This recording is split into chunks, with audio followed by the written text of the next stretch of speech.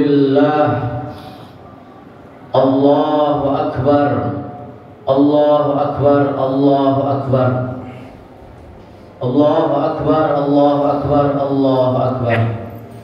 Allahu Akbar. Allahu Akbar. Allahu Akbar. Allahu Akbar walillahil hamd. Alhamdulillahil malikil jabbar alladzi amarna bis sholati wan nahar. Asyhadu an la ilaha illallah wahdahu la syarikalah al malikul mahsyar. Wa asyhadu anna sayyidana Muhammadan abduhu wa rasuluhu sahibus syafa'ati fi yaumin nafar. Allahumma fasholli wa sallim wa barik wa karrim wa tarham wa tahannan ala abdika wa rasulika nabiyyina Muhammadin wa ala alihi wa ashabihi wa man tabi'ahu bi ihsani ila yaumiddin, amma ba'du. Fa ya ayyuhal hadirun, usini nafsi wa iyyakum bi taqwallah wa ta'atihi la'allakum tuflihun. Haitsu qala Allah ta'ala fi muhkami tanzil wa huwa asdaqul qailin, a'udzu billahi minasy syaithanir rajim. Bismillahirrahmanirrahim. Ya ayyuhalladzina amanu taqullaha haqqa tuqatih wa la tamutunna illa wa antum muslimun. Shadaqallahul azim. Allahu akbar, Allahu akbar, Allahu akbar walillahil hamd.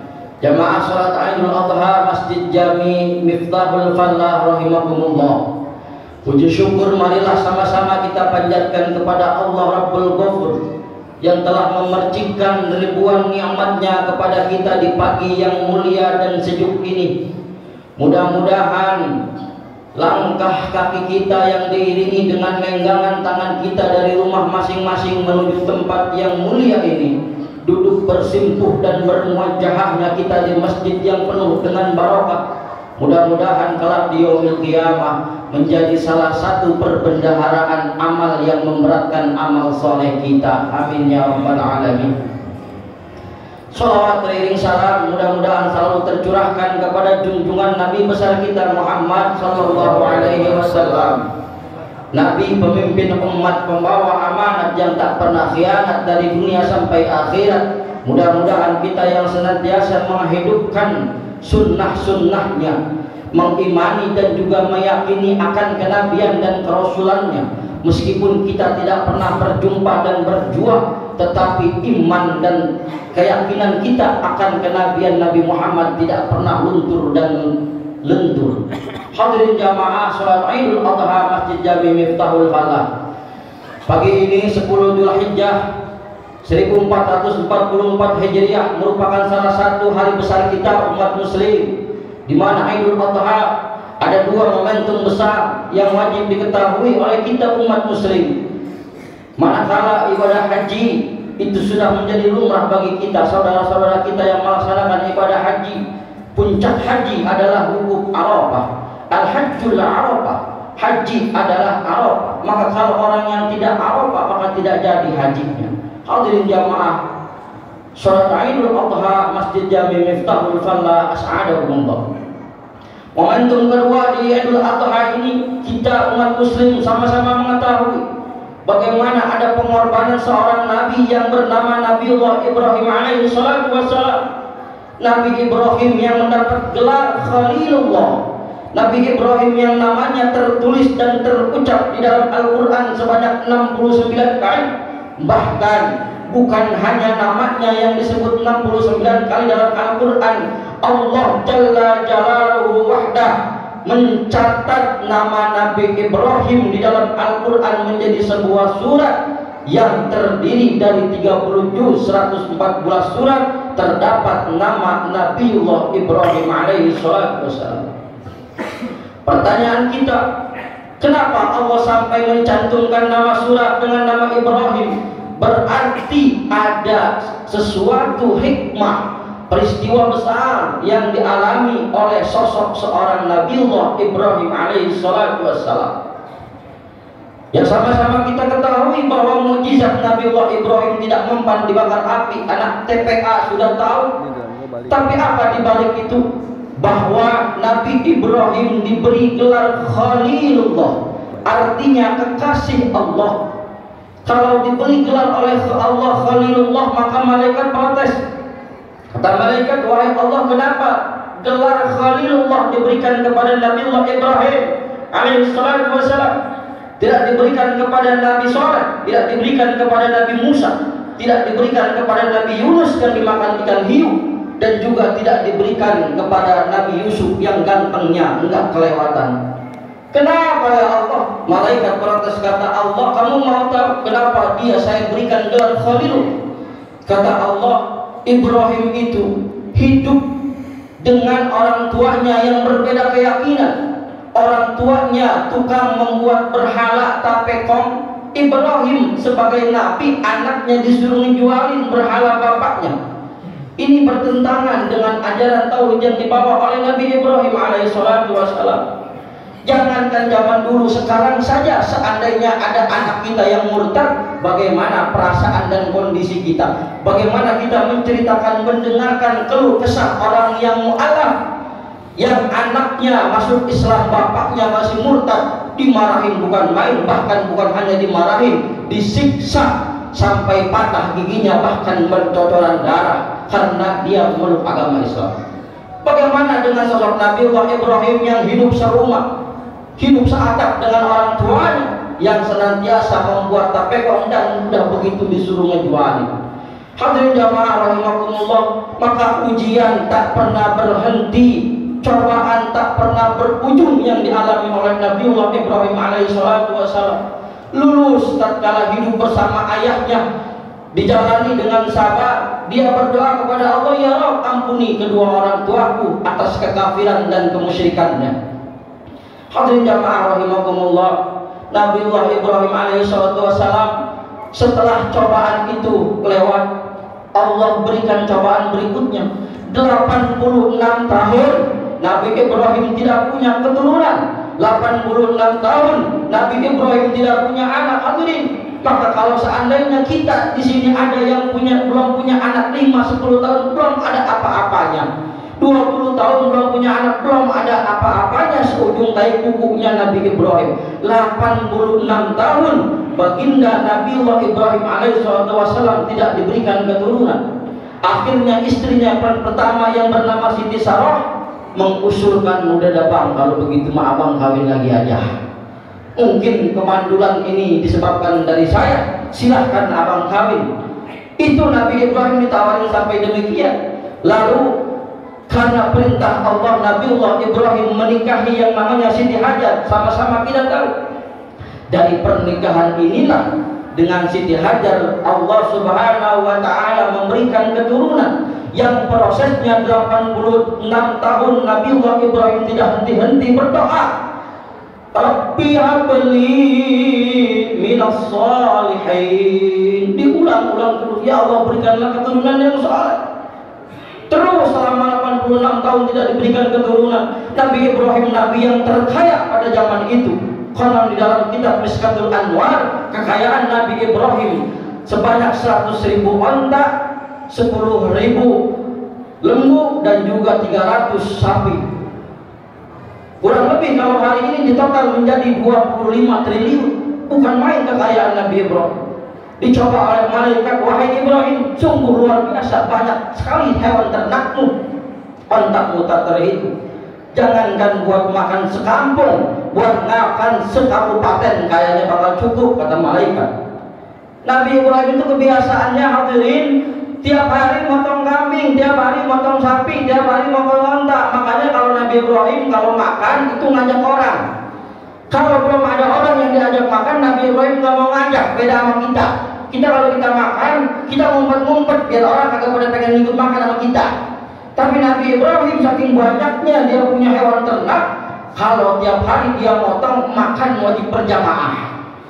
Tuh Nabi Ibrahim. Hadirin Bapak rahimakumullah. Lalu apa setelah yang terjadi ketika dipuji oleh malaikat? Yang namanya manusiawi ketika dipuji apa juga keluar. Kata malaikat, hebat Ibrahim. Apa kata Nabi Ibrahim? Wahai malaikat, ini enggak seberapa.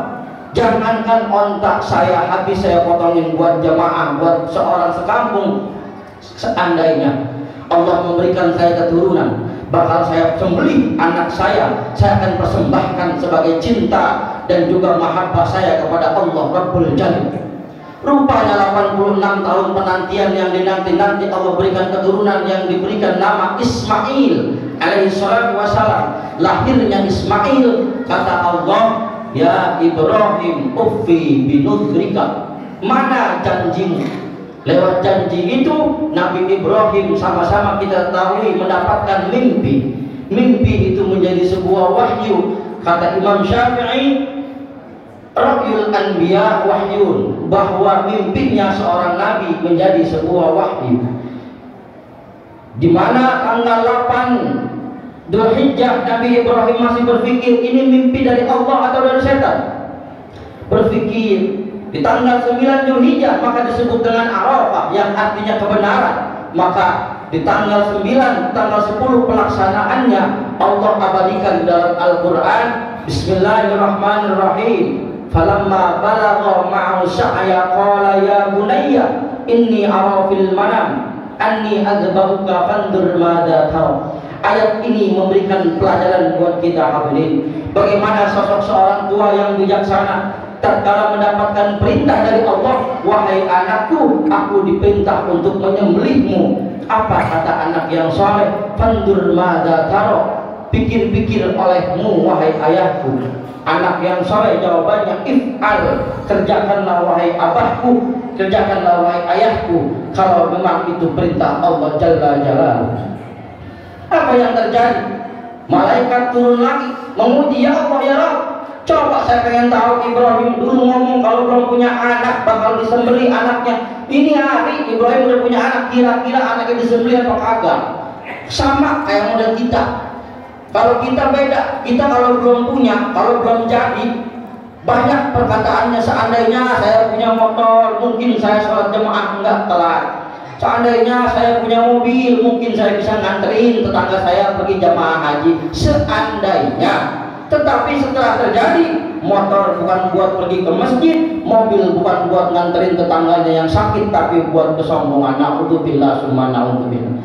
Ditagih janjinya Nabi Ibrahim, apa? Uffi binudrika, mana janjimu? Maka Nabi Ibrahim dengan ketekad yang kuat menyembelih Nabiullah Ismail alaihi salatu wassalam. Di akhir cerita dalam ayat Quran itu, wa fadainahu bidzibhin adim, Allah memberikan tebusan, wa fadainahu bidzibhin adim, dengan sesembelihan yang sangat besar dari surga. Hadirin jamaah salat Idul Adha rahimakumullah. Allahu akbar, Allahu akbar, Allahu akbar walillahil hamd. Inilah hakikat dari ibadah kurban. Syariatnya itu adalah ibadah yang merupakan perintah Allah. Dalam usul fikih disebut syar'un man qablana, tetapi pada hakikatnya ibadah kurban akan terus berlangsung sampai selama-lamanya sebagai bukti bahwa hidup itu membutuhkan sebuah pengorbanan. Orang yang berani hidup maka dia rela untuk berkorban, dia untuk memotong. Allah Subhanahu wa ta'ala secara hakikat tidak meminta kepada kita untuk memotong anak-anak kita, tetapi secara hakikat Allah cuma minta untuk kita memotong waktu yang 24 jam untuk sholat zuhur 4 rakaat, asar 4 rakaat, maghrib 3 rakaat, isya 4 rakaat, subuh 2 rakaat. Itu yang Allah minta.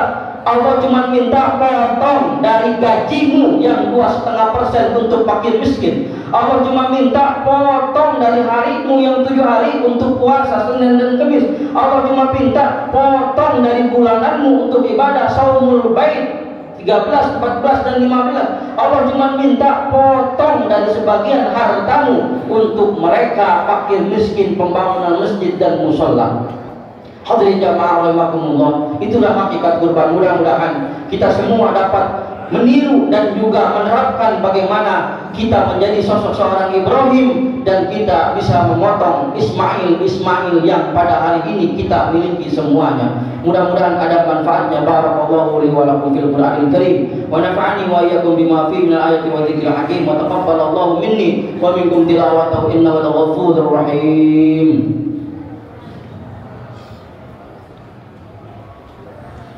Allahumma salli wa sallim ala Sayyidina Muhammadin wa ala ali Sayyidina Muhammad.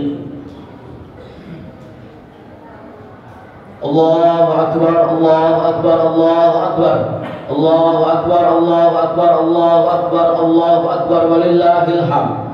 Alhamdulillahilladzi amarna bil ittihadi wal i'tisam bihablillahil matin. Asyhadu an la ilaha illallah wahdahu la syarika lah al-malikul haqqul mubin. Wa asyhadu anna sayyidana Muhammadan abduhu wa rasuluhu shadiqu wa'dil amin. Allahumma salli wa sallim wa barik wa karim wa tarham wa tahannan ala abdika wa rasulika nabiyyina Muhammadin sallallahu alaihi wa ala alihi wa ashabihi ajma'in, amma ba'du.